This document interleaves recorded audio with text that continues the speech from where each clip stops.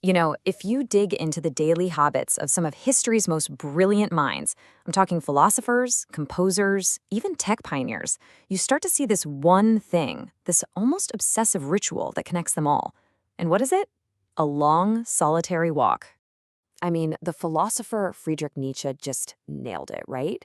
And you have to understand, this isn't just about, getting some fresh air or stretching your legs. It's way deeper than that. It's about this profound link between movement and mind, a connection that honestly seems to be a non-negotiable for genius. So, this really begs the question, doesn't it? Society tends to look at someone walking by themselves and kind of labels them a loner, right? Maybe they're sad or antisocial. But what if the science is telling us the exact opposite?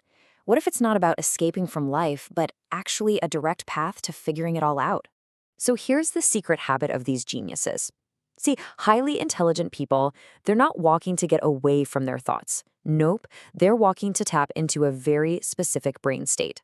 A state that, get this, only really fires up when your body is moving and your mouth is shut. This isn't just some quirky habit, it's a powerful tool. And the pattern, once you see it, is just undeniable. You've got Immanuel Kant, whose daily walk was so precise his neighbors literally set their clocks by it. Then there's Beethoven composing entire symphonies in his head while just wandering through the woods. Fast forward to our time, Steve Jobs was famous for his walking meetings. It's not a coincidence, it's a clear habit of genius. Okay, so let's get into the why. The first key to unlocking this whole thing is rhythm. The ancient Greeks actually had a phrase for this, Solvitur Ambulando. It means it is solved by walking. They knew this instinctively, and now science is finally catching up and proving them right. And this brings us to a really cool scientific term, hypofrontality. Now, as you walk, sure, your heart rate goes up a bit, you get more blood and oxygen to the brain, that's all great. But the real magic, that comes from the simple, repetitive, rhythmic motion of just putting one foot in front of the other. So, what is hypofrontality? Well, here's a good way to think about it. Imagine your analytical brain. The part that worries, makes lists, and overthinks everything? Imagine it's a really loud talker in a library. Hypofrontality is what happens when that loud talker finally takes a break. It just quiets the noise. And that allows the quieter, more creative, more subconscious parts of your mind to finally get a word in. And this is why walking alone is so critical. See, when you're with someone else, you're constantly adjusting. You have to match their pace, their rhythm, their conversation. But when it's just you, your physical pace can sync up perfectly with your mental pace.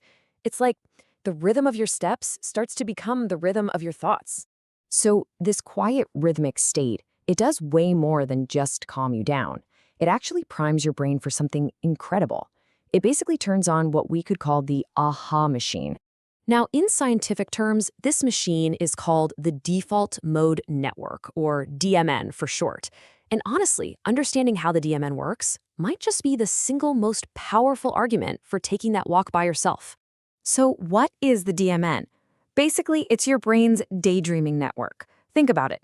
When you're laser focused on a task or scrolling through your phone or deep in a conversation, the DMN is quiet. It's suppressed.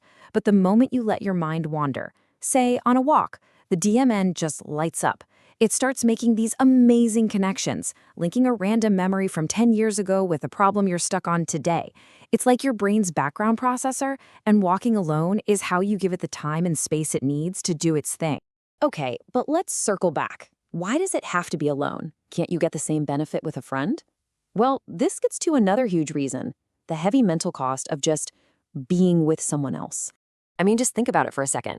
Walking with a friend is, in a way, a social performance.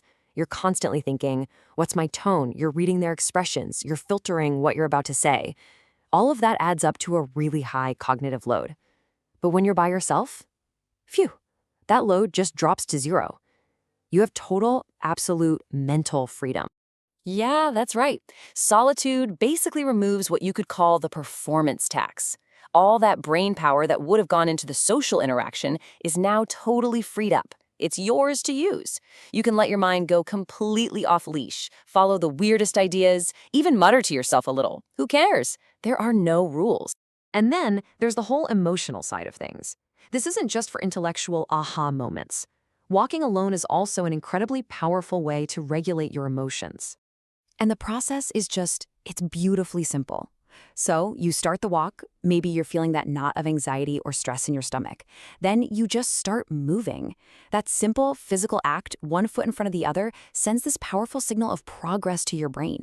And as you keep going, your mind uses that forward momentum to start untangling that emotional knot. It's like a self-cleaning cycle for your brain. It's such a powerful idea, right? Physical momentum creates mental and emotional momentum. It is really, really hard to feel stagnant when your body is moving forward. You are literally walking away from that feeling of being stuck. Okay, so let's put this all together. The next time you get that urge to just head out the door by yourself for a walk, don't second guess it, don't feel guilty. It is not an antisocial act. It is a deeply, deeply productive one. You're not running away. No, you're clocking in. You're showing up for a scheduled meeting with your most important collaborator, yourself. I mean, let's be real. The world is noisy. Your phone is buzzing. Your life is just loud. Sometimes the only way to actually hear yourself think is to just walk away from all of it, to step into the laboratory of your own mind. So I'll leave you with this to think about. Where do you do your best thinking? Is it on a walk? Maybe it's in the shower or driving or right before you fall asleep. Wherever that place is for you, that space is absolutely worth protecting.